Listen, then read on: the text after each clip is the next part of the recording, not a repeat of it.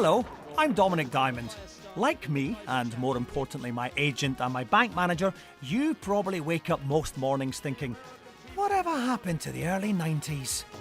For those of you who are too young or mentally infirm to remember 15 years ago, trust me, the early 90s were like a brilliant version of today. Like today, the early 90s had a war in Iraq.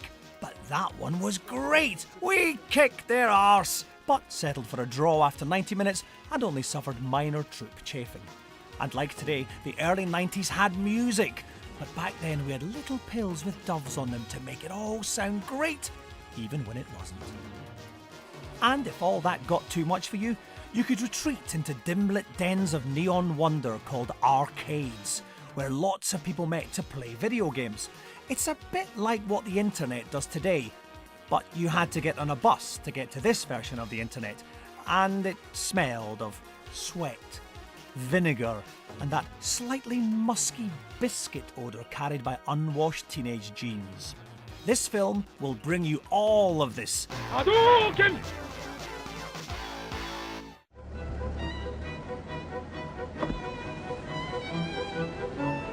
Pardon me, do you have any Grey Poupon? Wayne's World came out in 1991, another example of events of the early 90s foreshadowing those of today.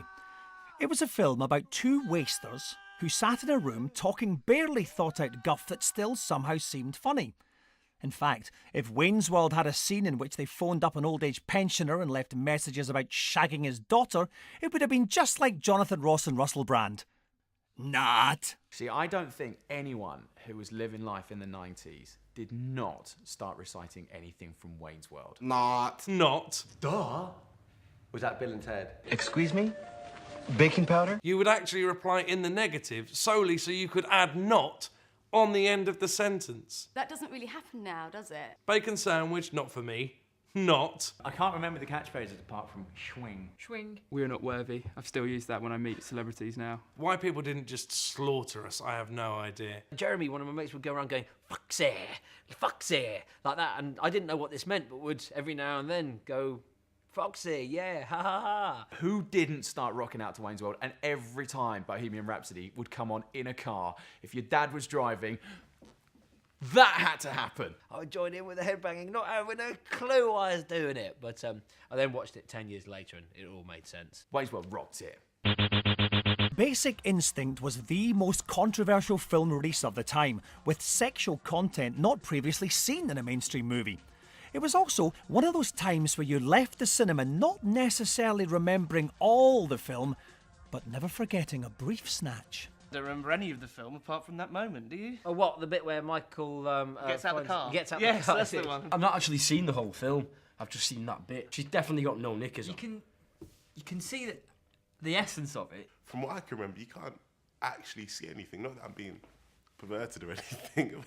You can't actually see anything. I'm sure many, many men across the world paused and rewound and destroyed their videotapes looking for the crucial moment. We had a bit of a crap video and I do frame advance and it was kind of all blurry and the picture was going all like this. Yeah, and they wouldn't be able to do a slow motion thing. Yes. I was constantly rewinding that shit.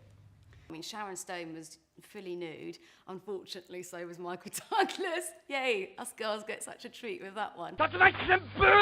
Another parallel betwixt the early 90s and the late noughties is Robin Hood. Today we have the Saturday evening BBC One drama. In 1991 we had Kevin Costner's Robin Hood Prince of Thieves. Both popular, both crap. But only one had an American Robin Hood and a face-punchingly annoying title song that hung around the charts like a nuclear isotope for an entire year. The rumours about Robin Hood, Prince of Thieves at the time was amazing. The fact that we had, there was a black guy in it for the first time. We had an American Robin Hood. Nobody watches that film for Costner. It's all about Rickman. They hated each other because it became quite obvious quite quickly that Alan Rickman was clearly the star of this movie. In the 90s, it was really popular to have an American film star do a crap British accent in British films, playing heroes kind of thing, like Robin Hood, Kevin Costner, for instance. And then there was that freaky-ass witch as well, with the, do you remember she had like white contact lenses? Yeah, and she spat into a bowl and bled into it. Oh. Didn't enjoy that. Morgan Freeman was the best thing about that film, because that was a film that really brought him to my attention, and lucky for him that it did. Yeah. A lot of people say that having Kevin Costner around is the key to having a massive number one, whereas I've always found he's the key to having a massive number two. See, I think the early 90s was Costner. It was like, if you were a big fan of Kevin Costner, this was the perfect time for you. If you were a normal person, this was pretty much like hell on earth. Yeah. Well, actually, if you look back at other successful number ones, he was actually in the videos as well. Ebenezer Good, actually, he was Kevin Costner in the wig and the hat. But fortunately, later on during the 90s, we were given Waterworld, which ended his career. So what a blessing. Doesn't work anymore. Costner's lost his mojo. He certainly has. Yeah. Last time I heard, he was trying to, he was busking down Trafalgar Square. I can't remember what he was doing, but one of those like, you know, I gave him a couple quid anyway, so. Look into my eyes, you will see what you mean to me. Mawkish, foppish, Nancying, sentimental crap.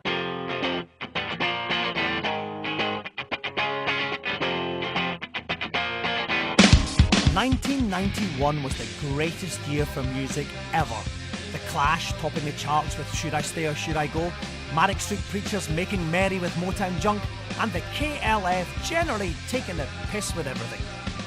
Best of all were a bunch of smelly-haired wacky dayglow funsters from Seattle showing that the drugs do work, at least in the short term, as long as you keep the gun habit locked.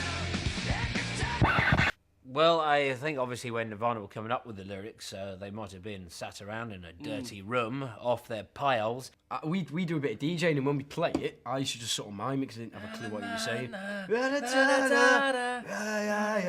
A mulatto, an albino, a albino, a mulatto, a mosquito, and his libido. Are those really the lyrics? What does that mean?